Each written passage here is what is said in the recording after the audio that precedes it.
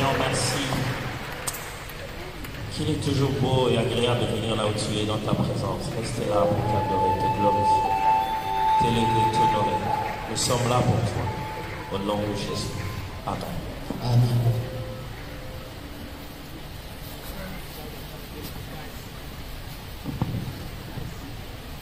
Shalom, bien-aimés. Shalom, Balingami. Dieu est merveilleux. Nous sommes là pour continuer à prier. Nzambaza malamu tuzaliwa pona kokoba kusambela.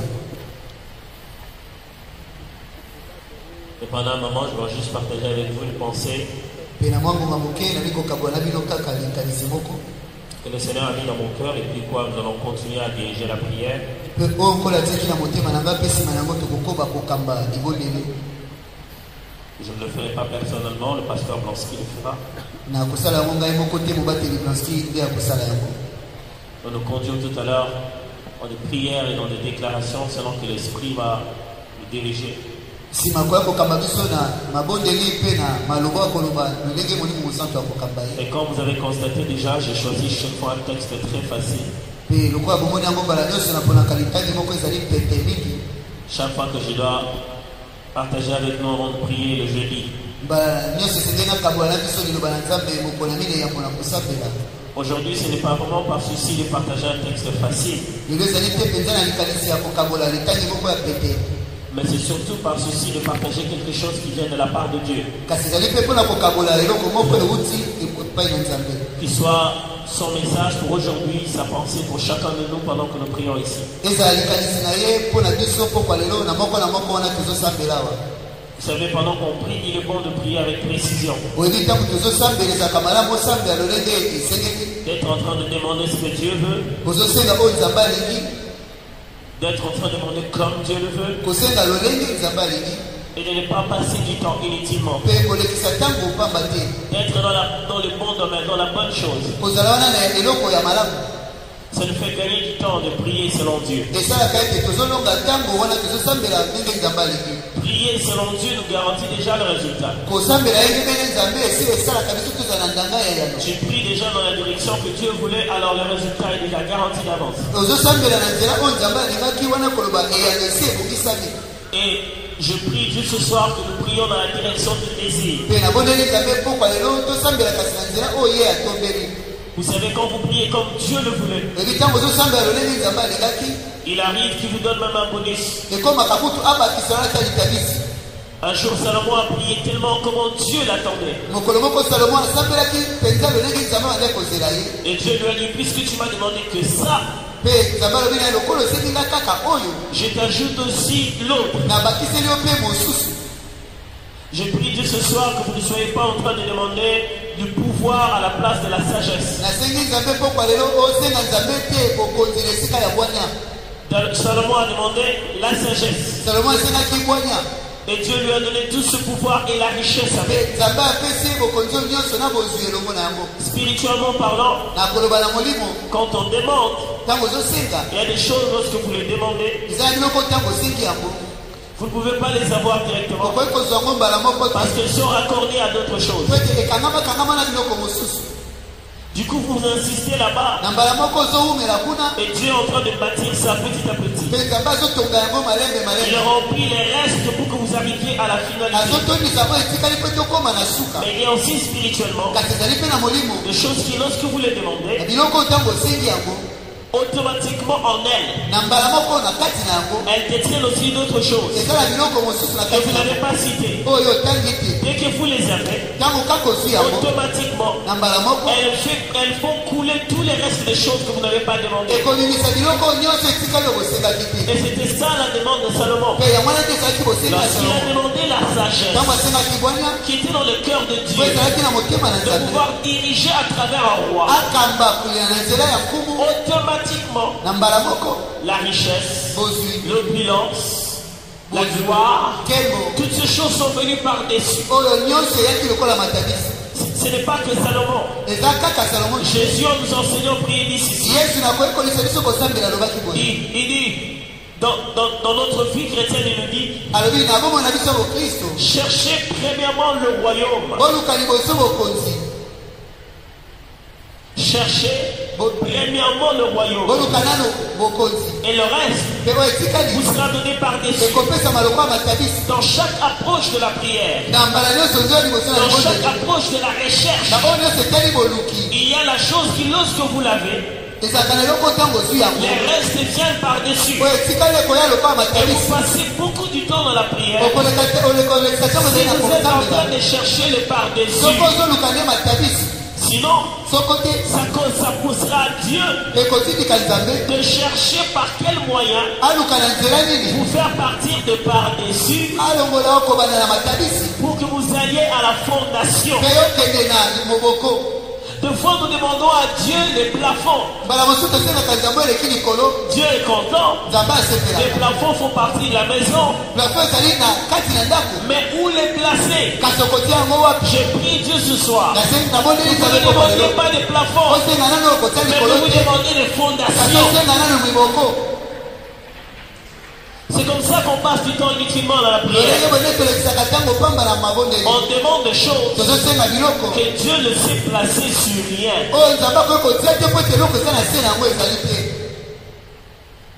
Ça va atterrir sur quoi? Le Dieu de la Bible dit: élargis l'espace de ta tente. Stérile, toi qui n'enfantes pas. Élargis l'espace de ta tente. Vous voyez? L'espace élargi d'abord. Les enfants viennent après. Je prie Dieu que vous ne puissiez pas demander les choses qui viennent après. Que le Saint-Esprit vous guide à demander les choses qui viennent avant d'abord. Seigneur, quelle est la chose qui vient avant? Quelle est la chose qui vient avant? Entre boulot et mariage, quelle est la chose qui vient avant? Entre travailler pour quelqu'un et monter mon entreprise, quelle est la chose qui vient avant? Quelle est la chose qui, lorsque je l'ai, elle a la clé du reste? Est-ce que vous êtes là? Ok. Ça vous fait gagner du temps, mes frères. Je préfère que vous passiez tout votre temps en train de chercher l'ordre véritable des choses, au lieu de passer tout votre temps à tâtonner. Restez là dans la prière. Attendez jusqu'à ce que Dieu commence à bâtir petit à petit l'ordre, au lieu de prier tout le temps en désordre. M'est arrivé plusieurs fois de prier, de parler au Seigneur. Je prie pour ci, je prie pour ça. Et pendant que je priais, je me rends compte que tout est en désordre. Je commence à demander pardon pour ça, parce que je ne devais pas mettre ça en priorité par rapport à l'autre. Au fur et à mesure que je prie, les choses commencent à s'ordonner. Seigneur, ça ne devait pas avoir plus d'importance que ça. Je vais d'abord commencer par ça. Ça, c'est la base. Ça d'abord. Je veux ça aussi. Mais c'est basé sur ça. Quelle est la base? Quel est le point de départ? Quelle est la chose qui, lorsque Dieu vous donne, les restes viendra à l'intérieur? Pourquoi vous voulez aller puiser de l'eau sans avoir des récipients? Pourquoi voulez-vous aller à la source et revenir avec un contenu sans avoir de contenant?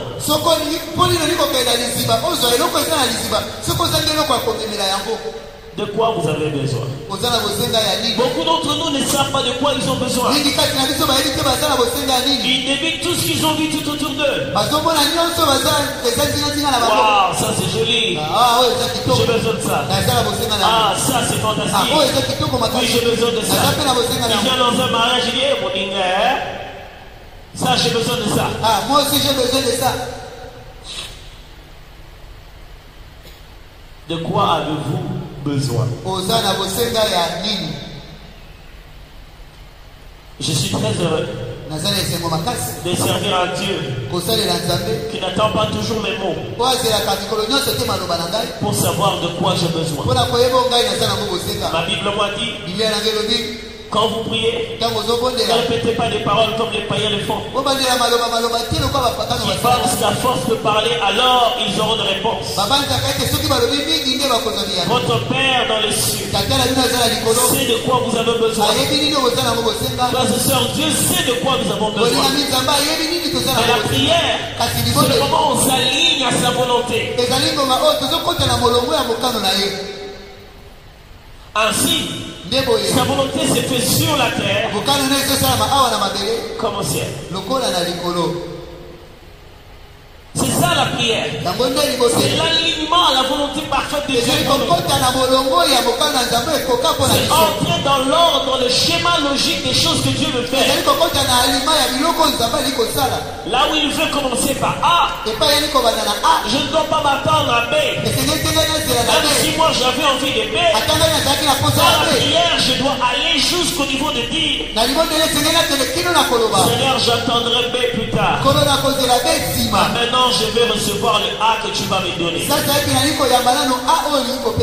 et sœurs, la chose que tu ne veux pas avoir maintenant, c'est elle qui va attirer ce que tu veux avoir. La chose que tu te refuses de prier maintenant, c'est que tu as l'impression que c'est rien du tout. C'est pourtant le point de départ qui va attirer tout ce que tu veux. Écoutez-moi bien, quand on arrive dans une maison, on ne voit pas les fondations. Mais c'est pourtant elle qui tient tout ce que vous voyez comme architecture. Frère, cherchez les fondations.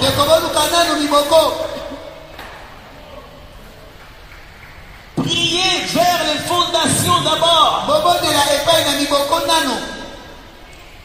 Mes amis qui sont là-bas à la chambre haute, ils ne sont pas soutenus par nous. Ils sont tous soutenus par les fondations. Nous voulons que Dieu nous fasse des étages sans fondation. Faites-moi dire au voisin, c'est quoi la fondation pour toi? Il a dit quoi? C'est quoi ta fondation? Dis-lui, c'est quoi ta fondation? Tu es sûr que ta fondation c'est vraiment le mariage? Tu es sûr?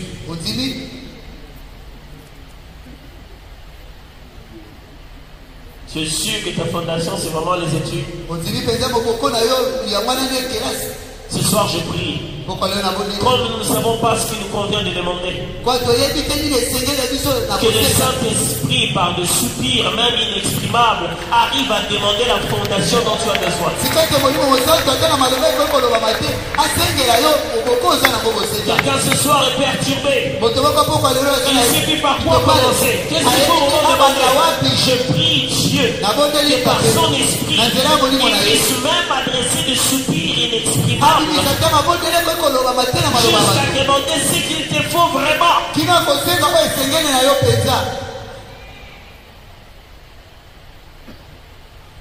Et puis je vais vous lire ce que Dieu voulait que je vous lise ce soir.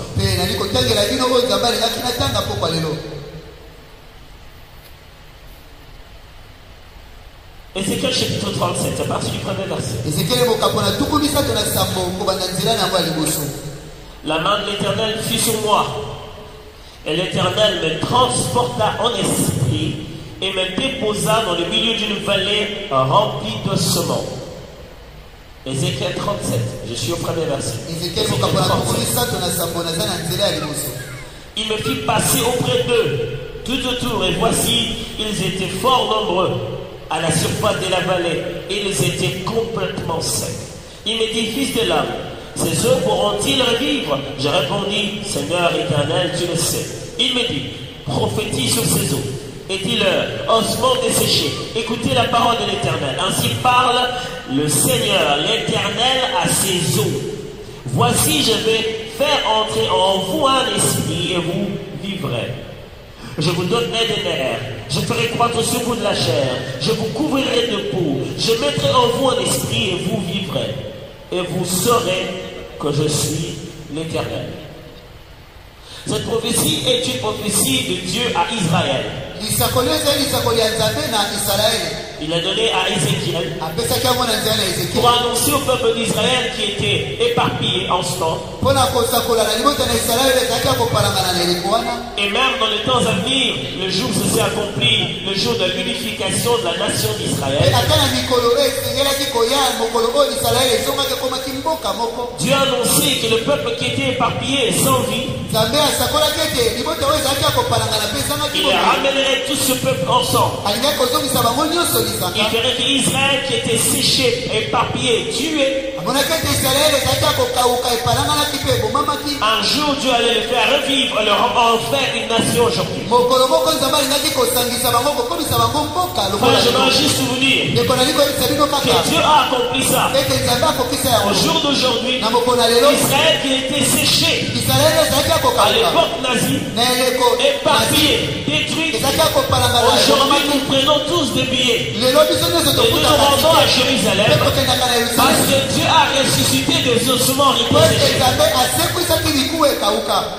Donc cette prophétie devait beaucoup plus nous renseigner la personne de Dieu et sa façon d'opérer avec les situations difficiles. La nature de Dieu et sa façon d'opérer avec des situations compliquées et séchées. Cette prophétie n'appartient pas à l'Église, mais le Dieu de cette prophétie est le Dieu de l'Église. J'aimerais premièrement attirer votre attention sur une chose importante. Le prophète est transporté en esprit. Il arrive à un endroit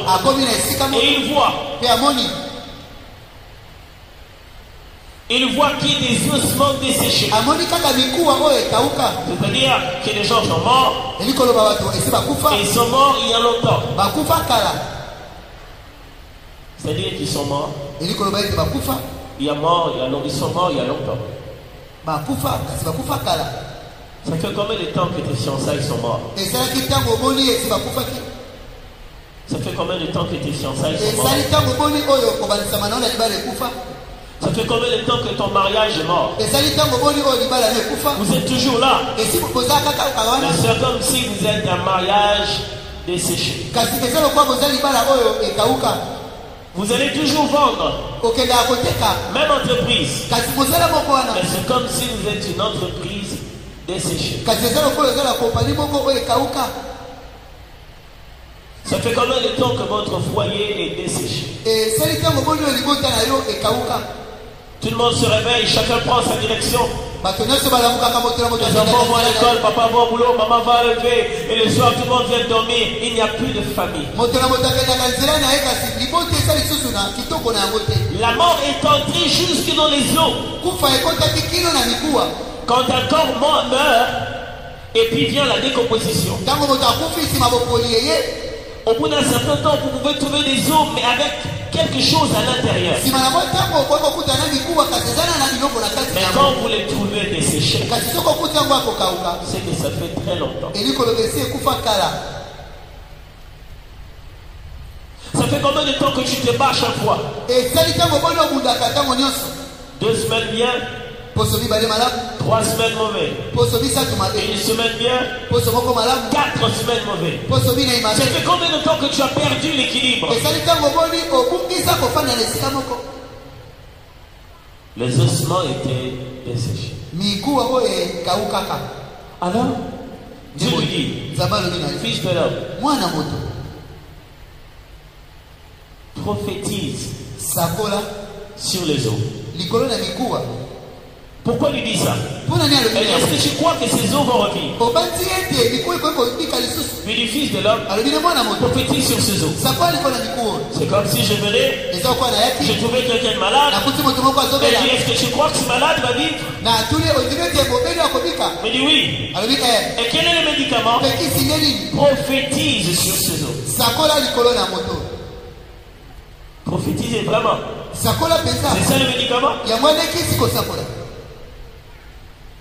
Et dis-leur, ainsi parle l'Éternel.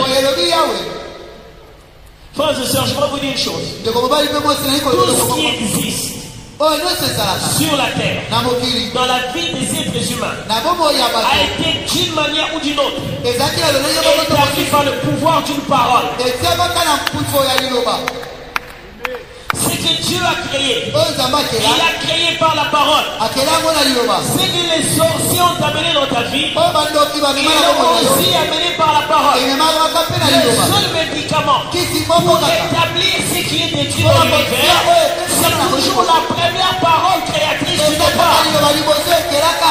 Mais voici la différence. Cette fois-ci, ce n'est pas lui qui parle. Il souffle en toi sa parole. Et c'est toi qui sors les portes de la création.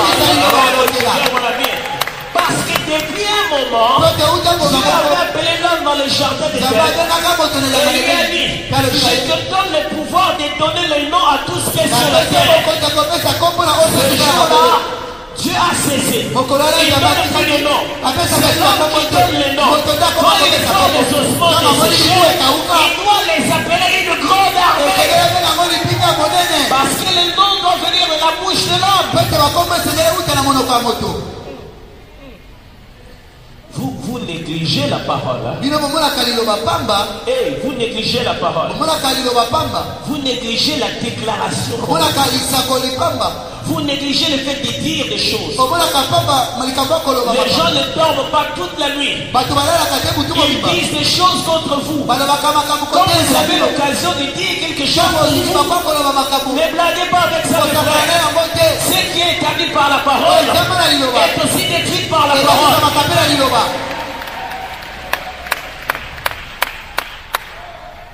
Et il dit, prophétise. C'est ça ton médicament? Pour les ossements desséchés. Je dois juste parler. Il n'y a pas quelque chose de plus difficile que ça. Ne rendez pas la vie chrétienne trop difficile. Ils se sont réveillés la nuit.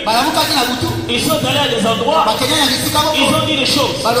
Et ils sont revenus le matin. On a mangé ensemble. Ils n'ont même pas jeûné. Pourquoi que tu veux jeûner? Et puis toi le matin, au nom puissant de Jésus de Nazareth, établis toutes ces choses-là. Ça demande que quelques instants. Ça demande que quelques instants de parler la parole de l'Éternel et de les sortir par la bouche autoritaire sur la terre. Nous sommes les ambassadeurs du Christ. L'autorité supérieure dans un autre royaume. Ici, Donald Trump n'a pas la même autorité que l'ambassadeur des États-Unis.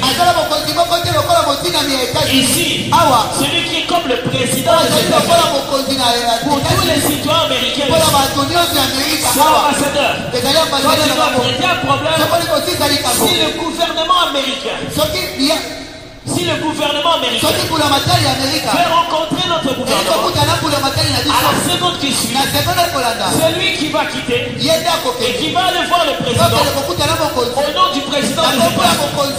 C'est lui qui dit ce qui est officiel pour les États-Unis. Si tous les Américains qui sont ici, les Congolais qui sont ici, veulent connaître la position des États-Unis sur une chose, dans ces territoires, la bouche autorisée pour pouvoir promulguer ce qui a été décidé. C'est l'ambassadeur des États-Unis. Ici, celui qui représente des royaumes sur la terre. Alors ici-bas, là. C'est nous. Nous sommes enfants de Dieu. Et de Christ, ambassadeur du ciel sur la terre. Si vous voulez savoir ce que le royaume a dit, si tu veux savoir ce que mon père a dit, si tu veux savoir ce qui est décidé au ciel, c'est moi qui vais te dire ça. Alors Dieu lui dit, tu regardes ça, tu veux que ça change, ce n'est pas moi. Bizarre. Quel est le médicament de Dieu? Ce n'est pas attends, je vais agir. Dieu parle à Ézéchiel comme si la responsabilité était à Ézéchiel. Il lui dit, toi, prophétise. Seigneur, j'étais tout bonnement chez moi. Tu m'as amené dans cette situation. Jusqu'à ce que ces eaux deviennent secs comme ça, je ne sais pas comment. Écoutez-moi bien. Il y a des moments dans la vie où vous avez besoin de connaître la source du problème pour bien opérer spirituellement. Mais il y a un autre moment, surtout quand il faut parler directement de la situation. Il y a des moments où vous avez besoin de savoir quel est l'esprit qui opère derrière pour mieux le combattre. Mais il y a des moments non. Je ne sais pas comment ils sont devenus sains. Je ne sais pas quelle guerre il y a eu. Je ne sais pas ce qui s'est passé avant. Je ne sais pas quel est l'oncle qui a fait ça. Mais aujourd'hui, la région, au nom de Jésus, c'est terminé. Il a parlé. Deuxième constat. Il dit, prophétise sur ces eaux. Dis-leur, je vous donnerai un esprit et vous marcherez. Regardez bien vos textes. Comme vous pouvez savoir, j'aime bien regarder les textes. Regardez bien le vôtre. Vous verrez bien. Il dit d'abord, prophétise sur ces eaux. Dis-leur, je vous donnerai un esprit et vous vivrez. Alors, mettez une image dans la tête. Les eaux, on leur donne un esprit et ils vivent. Ça, c'est pas un fantôme, ça.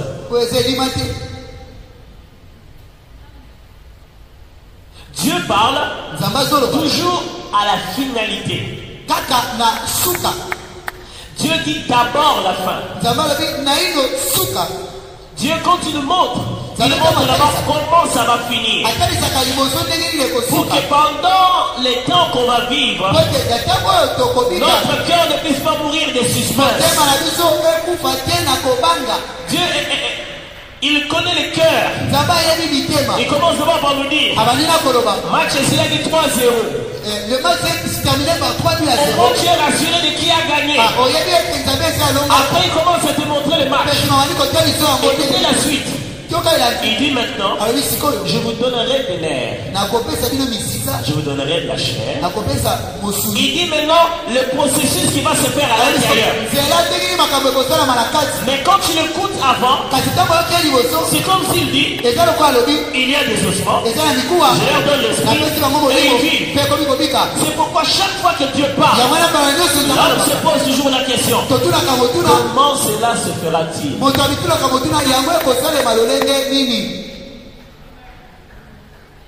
Les eaux, vivre. Écoutez-moi, quand Dieu parle avant, il parle de la fin. Plus tu lui parles, tu lui demandes, plus tu passes de temps avec lui, il commence maintenant à te révéler le processus. Et la plupart d'entre nous font quoi? Quand ils ont entendu la finalité, ils commencent à s'inquiéter et ils ne veulent même plus rien écouter. Dieu me dit qu'il va faire. Frère, il va faire en sorte que les ossements marchent. Mais il ne marchera pas en ossements. Il y a un processus au milieu.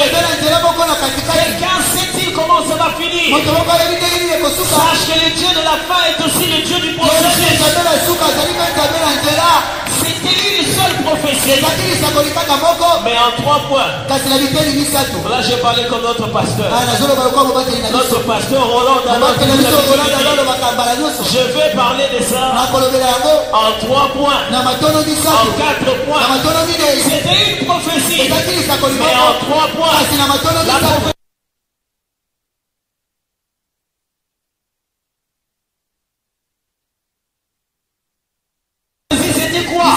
Les ossements vont finir par marcher. Mais Dieu a réduit les prophéties en 3 points. Prophétise d'abord pour les nerfs. 2, prophétise pour la chair.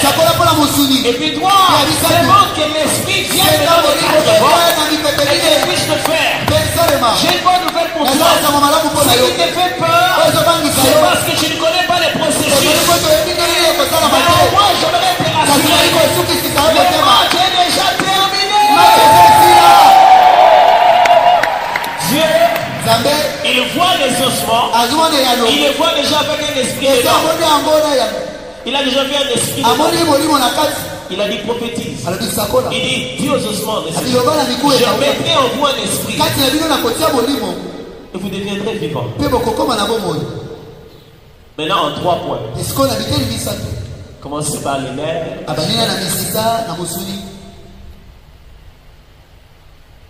Ézéchiel repousse Dieu.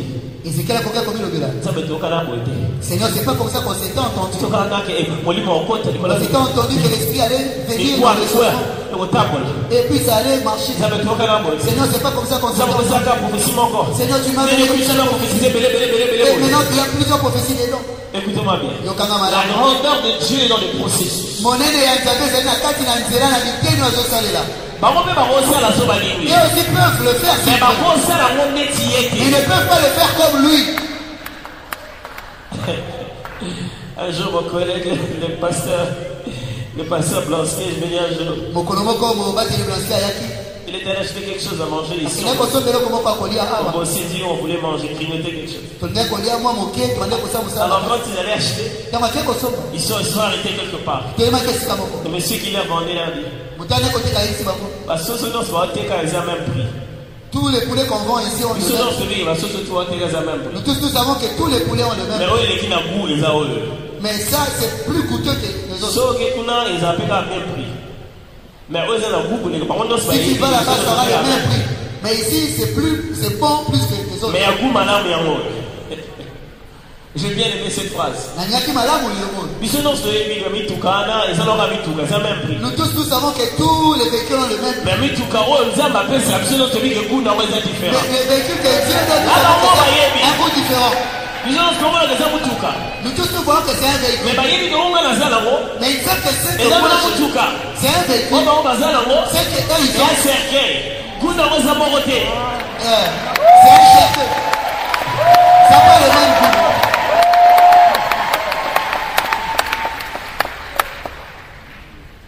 Il est là dans le processus. Je m'ai demandé ce soir de vous dire que les ossements desséchés vont revivre.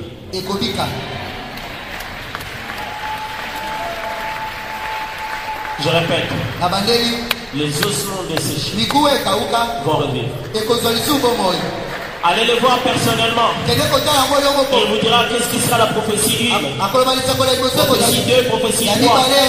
Mais ce qu'il veut que je vous rassure, c'est qu'à la fin, les ossements desséchés vont revivre. Quelqu'un a besoin juste de savoir comment ça va finir. La grande des choses, c'est que malgré tout ce qu'ils vont faire, tu ne mourras pas de faim. Je répète, tu ne mourras pas de faim. Quels sont ceux qui vont décider? Le comité général, les salaires, mais Dieu me demande de te dire, tu paieras la fin du mois, tu nourriras tes enfants, tu paieras la minerva,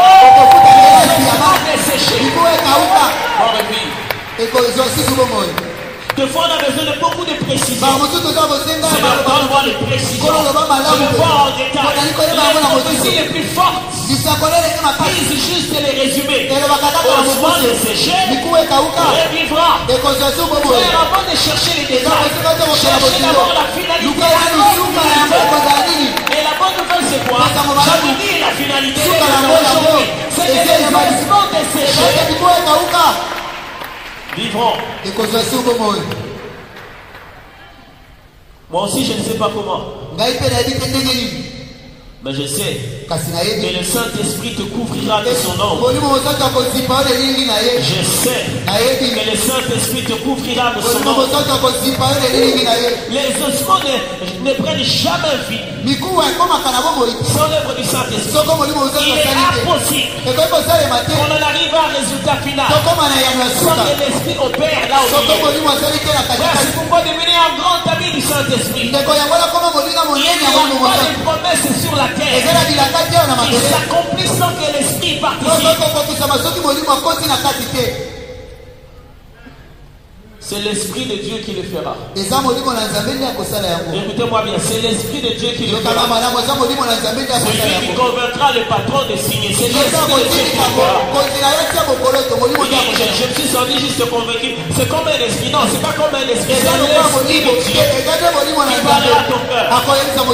Écoutez-moi, celui que vous n'arrivez pas à convaincre, il reviendra lui-même en disant Dieu m'a convaincu. Celui que vous n'arrivez pas à convaincre, il reviendra lui-même en disant le Seigneur m'a convaincu. Je peux mieux faire ce que toi tu essaies de faire. C'est pourquoi il commence à poser la question selon toi, qu'est-ce que tu peux faire? Et j'aime la réponse d'Ézéchiel. Toi, pas tu le peux. Il sait que ça n'a rien à voir avec le pouvoir. Ce n'est pas seulement si Dieu peut le faire, mais Dieu peut avoir la garantie que c'est déjà fait. Il est le seul à donner les mots qui me garantissent aujourd'hui que c'est déjà fini là demain. Ézéchiel répond. Toi, tu le sais. Frère, ma soeur, lui, il le sait. Toi, tu ne le sais pas. Lui le sait.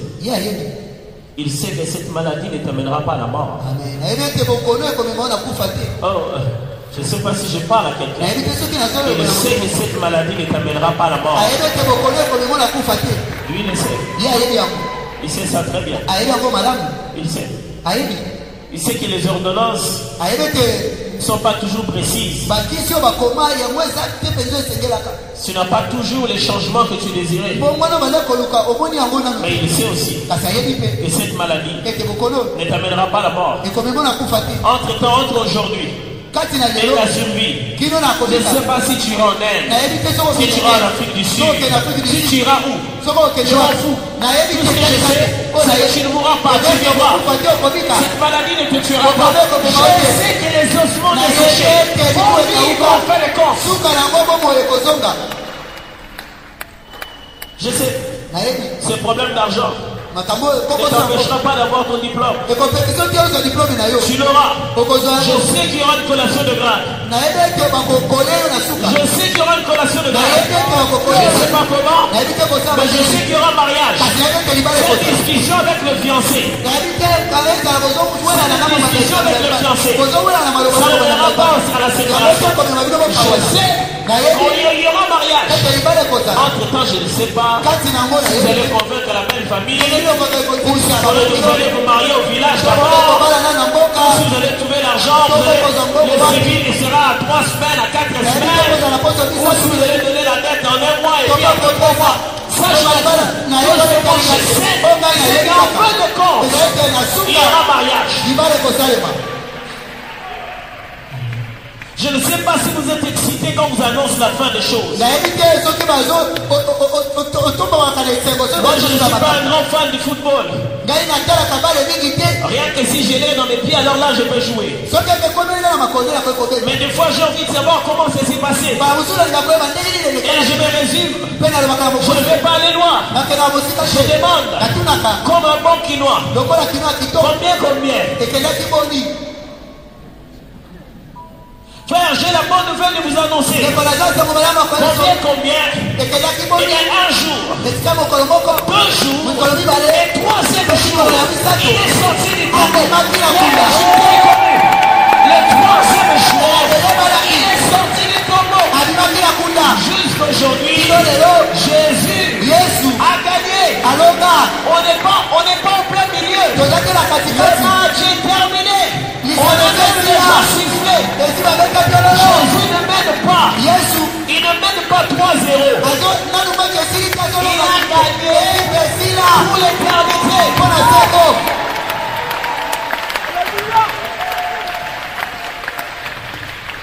Y a-t-il des ossements desséchés ce soir? C'est pas le problème. Y a-t-il un Dieu ce soir? Ce n'est pas le problème. Le problème c'est celui-ci. Y a-t-il un prophète ce soir? Y a-t-il une prophétesse ce soir? Dieu veut parler. Dieu veut dire quelque chose à ta situation.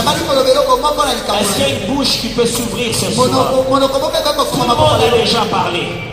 La famille a déjà donné ses avis. Ton Dieu dit quoi? Il faut que ça sorte de ta bouche.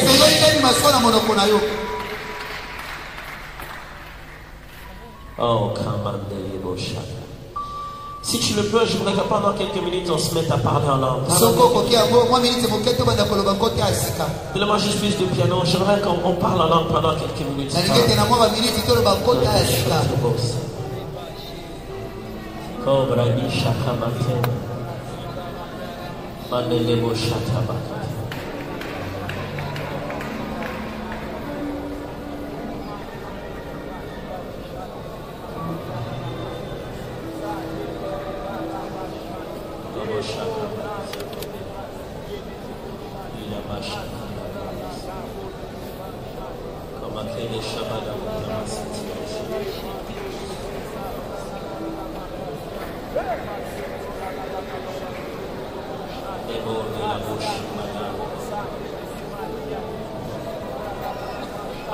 Laisse ton homme intérieur porter la parole de l'Éternel, même si ce n'est pas dans une langue que tu comprends. Laisse ton esprit commencer à porter la parole de l'Éternel.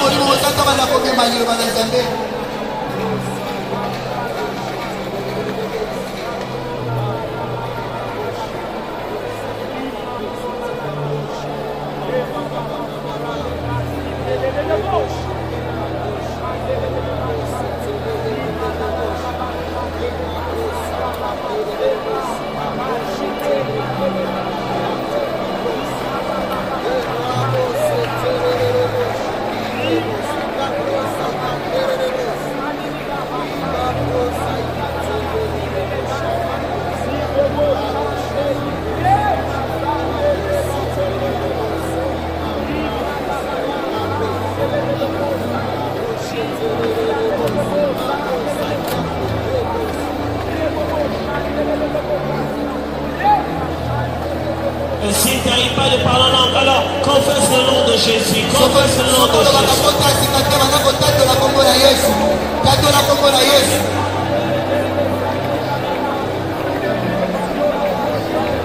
Vous êtes pour moi ce soir les ossements que je crois qui vont vivre. Vous êtes pour moi ce soir les ossements pour lesquels je crois qui vont vivre.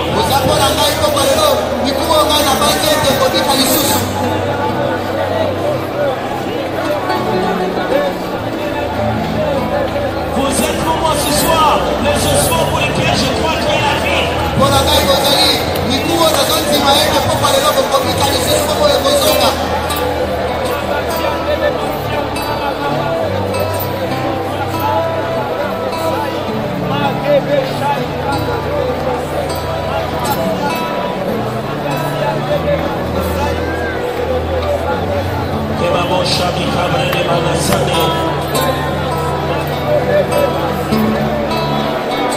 Ils ont fait juste avec la parole, mais ils ne prêchent pas la parole.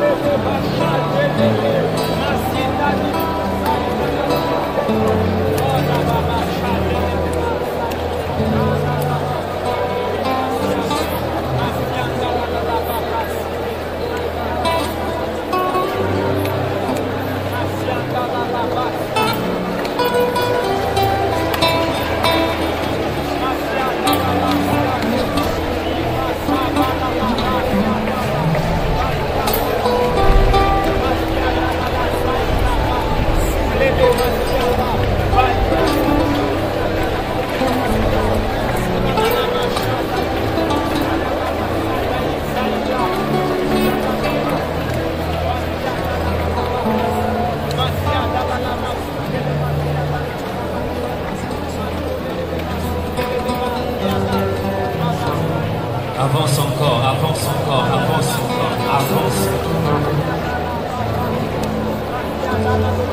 Alléluia. Alléluia. Alléluia. L'Esprit de Dieu est là. L'Esprit de Dieu est là. L'Esprit de Dieu est là.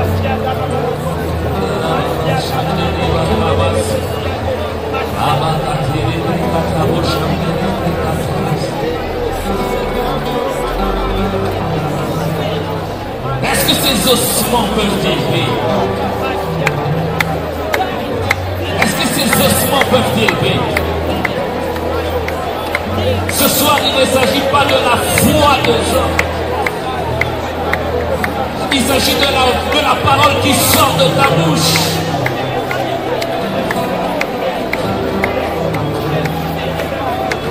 Ce que tu déclares, tu le verras s'accomplir. Parce que Christ est en toi. Christ est en toi. Christ est en toi.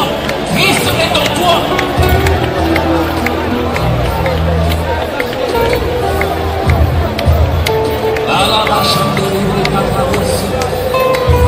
L'Esprit de Dieu est là. Le vent de l'Esprit est en train de souffler. Le vent de l'Esprit est en train de souffler. Je sens le vent de l'Esprit souffler. Quelque chose se passe ce soir.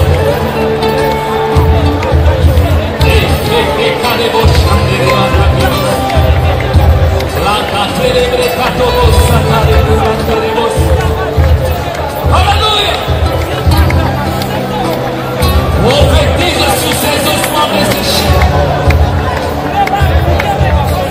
Prophétise sur ces ossements desséchés. Tu es l'ambassadeur de Dieu sur terre. Tu es l'ambassadeur de Dieu dans votre famille. Ce n'est pas en vain que Dieu t'a placé dans cette famille. Ce n'est pas en vain que Dieu t'a placé dans cette famille. Tu es l'ambassadeur de Dieu. À tous ceux qui l'ont reçu, à ceux qui croient en ce nom, Dieu leur donne le pouvoir. Y a-t-il une malédiction qui pèse sur ta famille?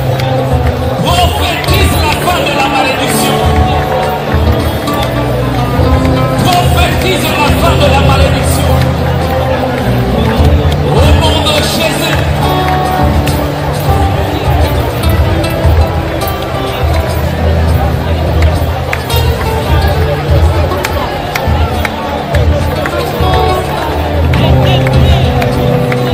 Prophétise. Alléluia. Y a-t-il quelqu'un qui a parlé sur votre famille? Oh, bah, c'est pas mal à rater. À chaque fois que quelqu'un a influencé, c'est comme une pesanteur. C'est comme une pesanteur. À chaque fois que vous voulez décoller, c'est comme une pesanteur. Prophétise ce soir.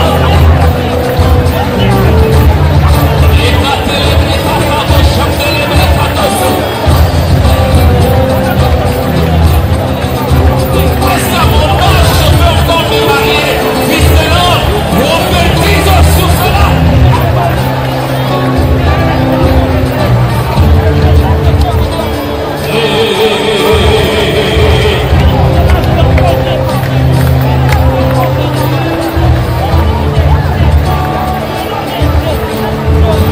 Est-ce que mon commerce va-t-il faire faillite?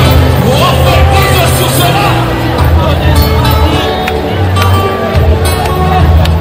Je vois quelqu'un prophétiser de la part de Dieu. Je vois quelqu'un prophétiser de la part de Dieu. Je vois une maman prophétiser sur ses enfants. Je vois le papa prophétiser sur sa famille. Alléluia.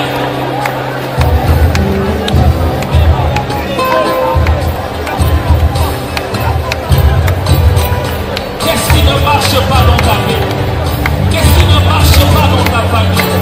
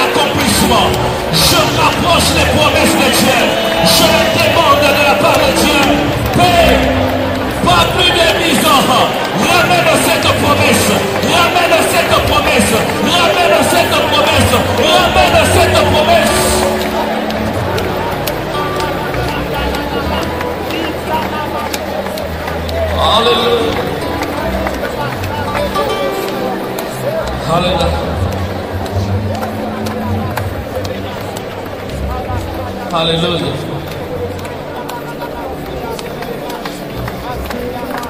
Alléluia. Je prophétise la saison des témoignages.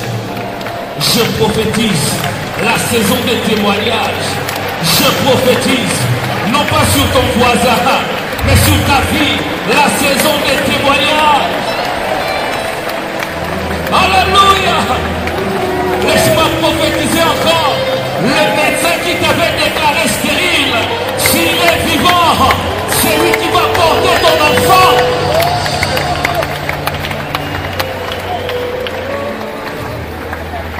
Alléluia.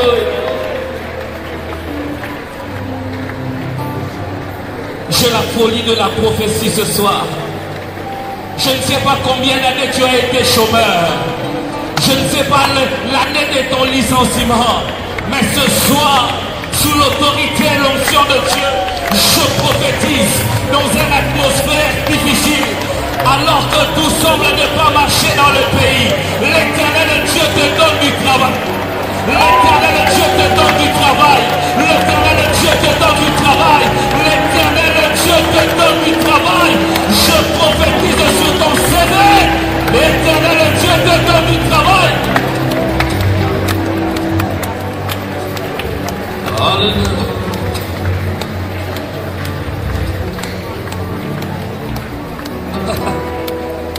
Il y a ces vieux cantiques qui montent dans mon cœur. Allons élever le nom de Jésus. Nabakombonis, nakombele nakomboniye. Nakombela kombo ya lobote, nakombela kombo ya mutote, nakombela kombo ya voisin te, kaka kombo moko, kaka kombo moko, kaka kombo moko. Nabakombonis, kombo ya kilo kombo ya ye.